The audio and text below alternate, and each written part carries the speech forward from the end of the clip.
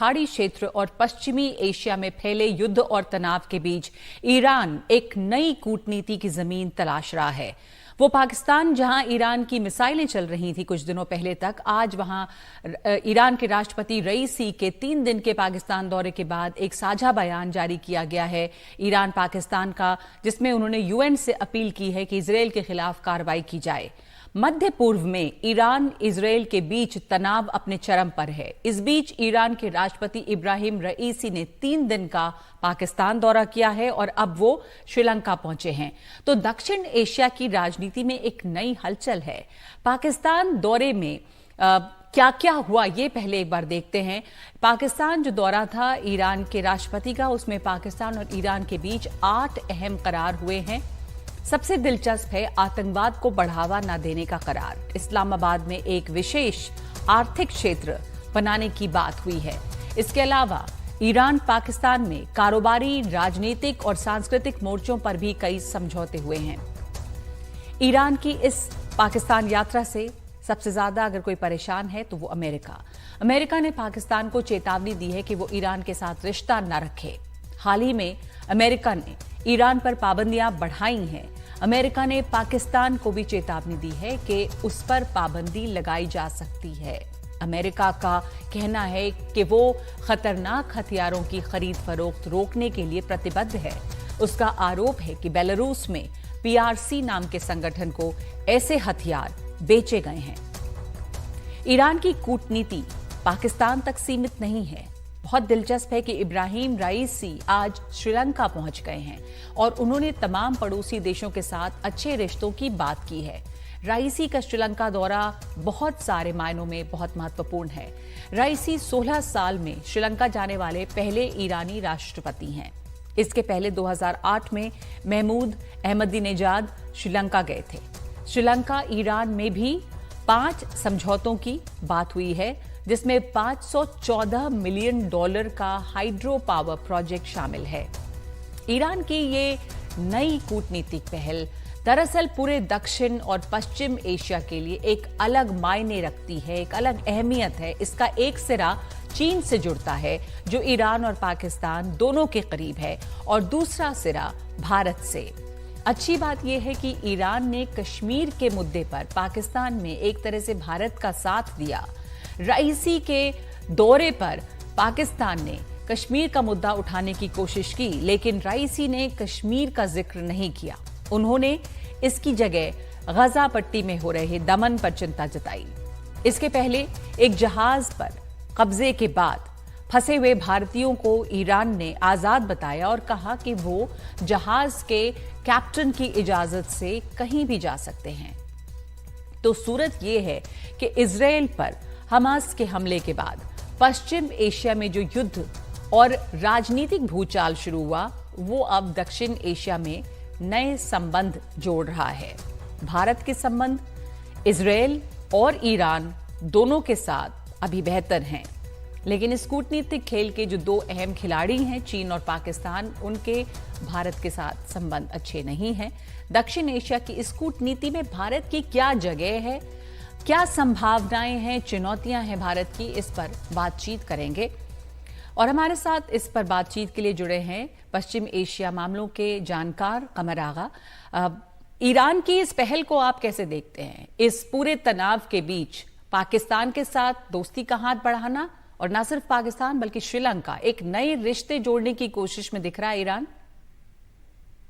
नगमा, 2-3 चीजें हैं। पहली बात तो ये कि ईरान एक मैसेज दे रहा है कि वो दुनिया से में आइसोलेटेड नहीं है, बल्कि उसके दोस्त हैं और उसके संबंध सभी देशों से अच्छे हैं। दूसरी बात ये कि हार्ड लाइनर जब भी ईरान के अंदर सत्ता में आते हैं, उनकी पॉलिसी होती है लुक ईस्ट पॉलिसी, यानी ईस्ट की तरफ देखना, और उनके संबंध पश्चिमी देशों से यानी यूरोप और अमेरिका से, खासतौर से यूरोप से उनके संबंध अच्छे नहीं दिखते। हालांकि इससे पहले जब भी लिबरल्स वहां पे पावर में आए थे, तो उनकी कोशिश ये थी कि अमेरिका से और पश्चिमी देशों से अच्छे संबंध बना के न्यूक्लियर पीस डील भी साइन हुई थी, जो बाद में ट्रंप ने आके हटा दी। इनका मानना यह है कि हमें उस पश्चिम देश कभी भी राहत नहीं मिलेगी वहां से, और अपने को ईस्ट से जोड़ना। दूसरी बात ये कि ईरान की जो फॉरेन पॉलिसी है वो काफी इंडिपेंडेंट है।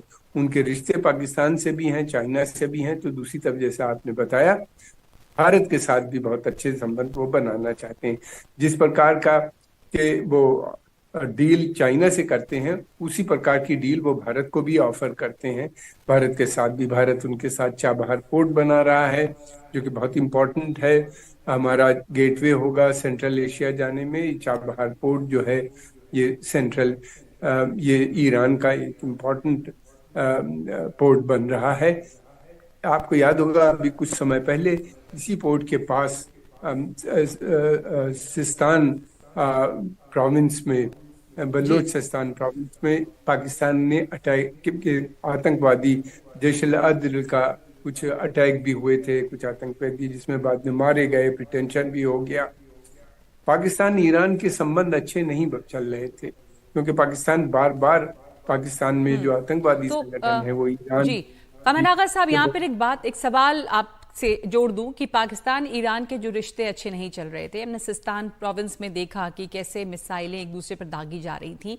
तो इस वक्त ऐसी क्या जरूरत लगी ईरान को और पाकिस्तान को कि एक दूसरे के साथ आए? एक साझा बयान जारी किया उन्होंने यूएन में भी कि इजराइल के ऊपर कार्रवाई की जाए और कई उन पे करार हुए हैं। तो पाकिस्तान की क्या अहमियत है इस वक्त ईरान के लिए? पाकिस्तान के साथ वो कोई टेंशन इस वक्त नहीं चाहते किसी दूसरे देश से, साउथ एशिया के है।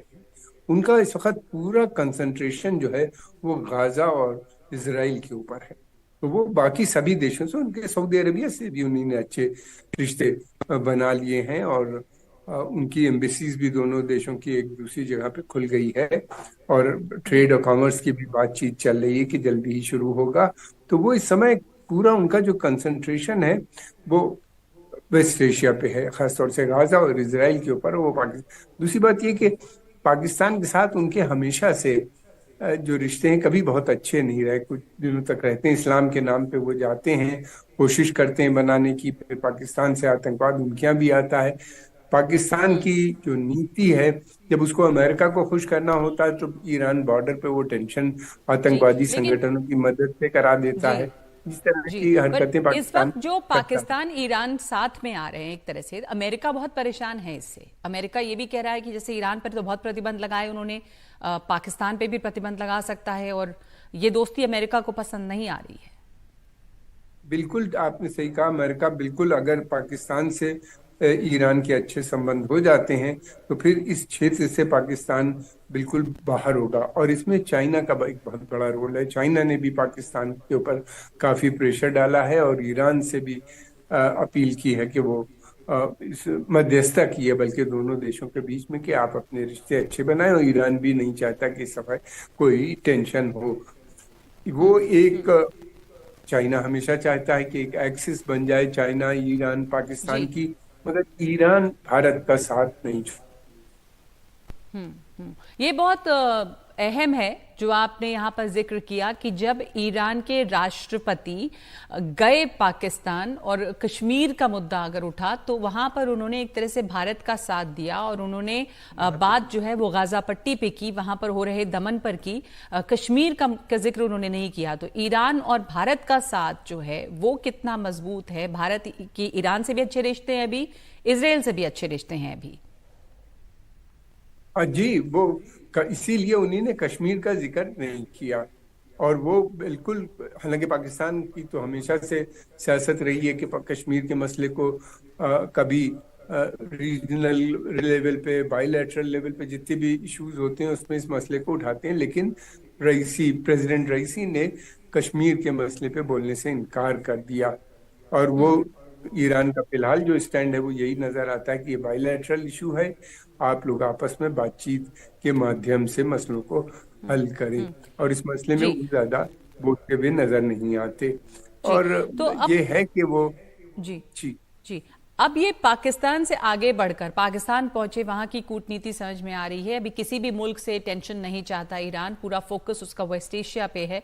आगे बढ़ के वो श्रीलंका पहुंचे आज। श्रीलंका के साथ जो उनके कई करार भी हुए हैं, हाइड्रो पावर प्रोजेक्ट्स हैं, बहुत तरह की। और दूसरे की बड़ा अहम है कि इतने सालों में कोई ईरानी राष्ट्रपति वहां पे गया है श्रीलंका में, तो इस वक्त श्रीलंका पर जो उनका फोकस है वो साउथ एशिया में जो डिप्लोमेटिक रिलेशंस हैं उसके लिए कितना महत्वपूर्ण है।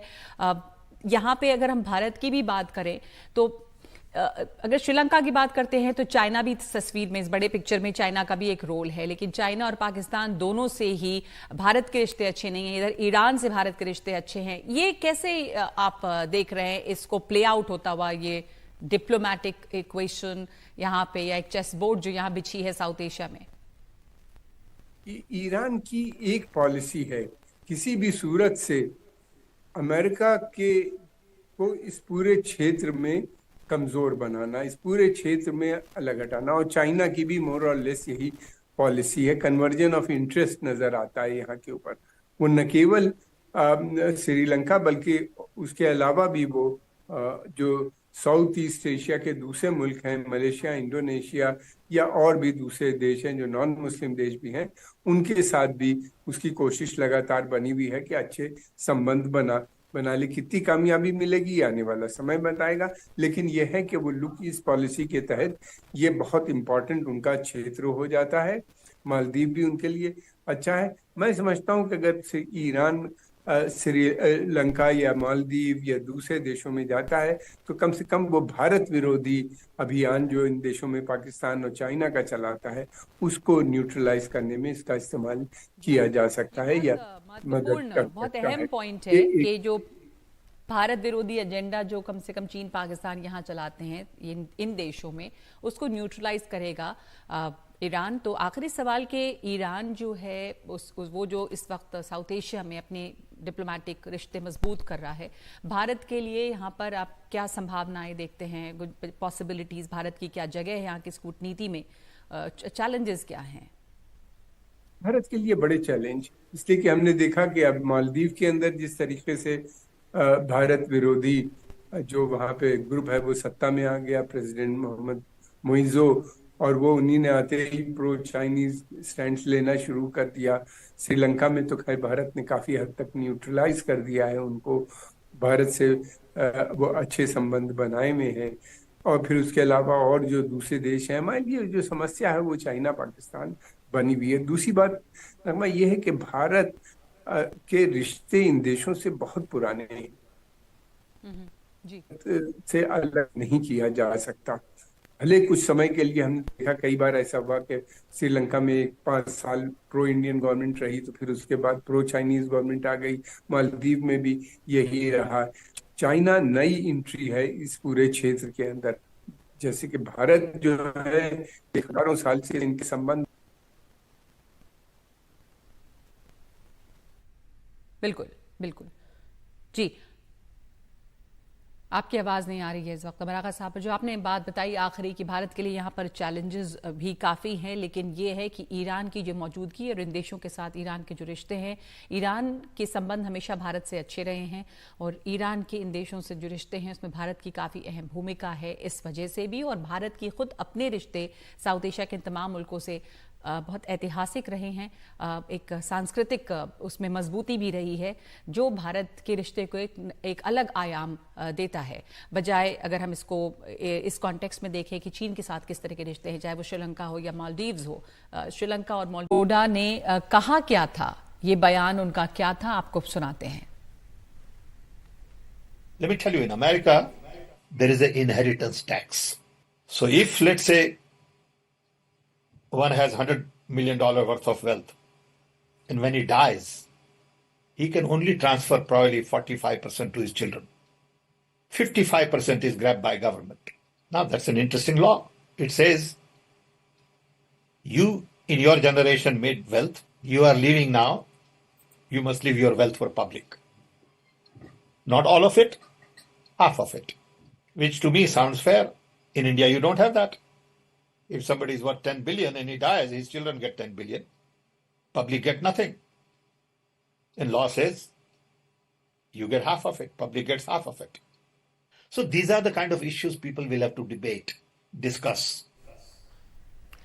छत्तीसगढ़ के सरगुजा में प्रधानमंत्री ने आज इस बयान का हवाला दिया। इस मुद्दे पर कांग्रेस को घेरा, कहा कि कांग्रेस का कहना है कि वो इनहेरिटेंस टैक्स लगाएगी, माता पिता से मिलने वाली विरासत पर भी टैक्स लगाएगी। अब कांग्रेस का कहना है कि वो इनहेरिटेंस टैक्स लगाएगी, माता पिता से मिलने वाली विरासत पर भी टैक्स लगाएगी। आप जो अपनी मेहनत से संपत्ति जुटाते हैं वो आपके बच्चों को नहीं मिलेगी, बल्कि कांग्रेस सरकार का पंजा उसे भी आपसे छीन लेगा। यानी कांग्रेस का मंत्र है कांग्रेस की लूट, कांग्रेस का मंत्र है कांग्रेस की लूट, जिंदगी के साथ भी और जिंदगी के बाद भी। जब तक आप जीवित रहेंगे कांग्रेस आपको ज्यादा टैक्स से मारेगी, और जब आप जीवित नहीं रहेंगे तो आप पर इनहेरिटेंस टैक्स का बोझ लाद देगी। कांग्रेस पार्टी सैम पित्रोड़ा के बयान के बाद कंप्लीटली एक्सपोज हो गई। सैम पित्रोड़ा जी के बयान ने कांग्रेस का मकसद देश के सामने स्पष्ट कर दिया है। वो देश के जनता की निजी संपत्ति का सर्वे कर निजी संपत्ति को सरकारी खजाने में डालकर जो उन्होंने यूपीए के शासन में तय की थी प्रायोरिटी कि देश के संसाधन पर सबसे पहला अधिकार माइनॉरिटी और उसमें भी मुस्लिम लोगों का है, उस प्रकार से इसका बंटवारा करना चाहती है। इस मामले पे जो पित्रोड़ा जी ने कहा है वो उनकी राय है, पर भारतीय राष्ट्रीय कांग्रेस का पोजीशन नहीं है, इंडियन नेशनल कांग्रेस का पोजीशन नहीं है। ये जानबूझकर सनसनीखेज रंग दिया जा रहा है प्रधानमंत्री द्वारा, प्रधानमंत्री के सलाहकारों द्वारा, ताकि ध्यान मुद्दों से हटाया जाए। एक सांप्रदायिक रंग देने की कोशिश की जा रही है हमारे न्याय पत्र को भी, और जो मुद्दे हैं और जो बातें पित्रोड़ा जी ने कहा है उसको एक सनसनीखेज तरीके से कहा जा रहा है कि ये इंडियन नेशनल कांग्रेस का पोजीशन है। मैं साफ कर देना चाहता हूं, जो पित्रोड़ा जी ने कहा उनकी राय है, उनका सम्मान करते हैं, पर ये भारतीय राष्ट्रीय कांग्रेस इससे बिल्कुल सहमत नहीं है। मैनिफेस्टो आपको अच्छा लगा? आपने देखा होगा कि प्रधानमंत्री पैनिक कर गए हैं। हाँ, बिल्कुल हिल गए, घबरा गए। क्रांतिकारी मैनिफेस्टो। और अब इस मामले पर सैम पित्रोड़ा की सफाई भी आई है। उन्होंने एक्स पे ये लिखा है कि मैंने टीवी पर सामान्य बातचीत में केवल एक उदाहरण के तौर पर अमेरिका में अमेरिकी विरासत टैक्स का जिक्र किया, यानी अमेरिकी इनहेरिटेंस लॉ का जिक्र किया। क्या मैं तथ्यों का जिक्र नहीं कर सकता? मैंने कहा कि ये ऐसे मुद्दे हैं जिन पर चर्चा और बहस करनी होगी। इसका कांग्रेस सहित किसी भी पार्टी की नीति से कोई लेना देना नहीं है।